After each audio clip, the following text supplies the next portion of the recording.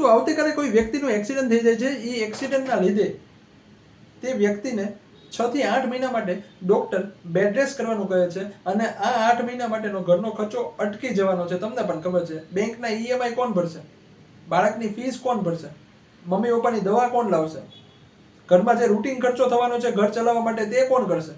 તેનું કોઈ કોર્પસ ભેગું કર્યું? તમે કોર્પસ ભેગું નથી કર્યું તો ચિંતા કરવાની છે જરૂર નથી. આ તમારી માટે હું એક ઉપાય લાવ્યો છું.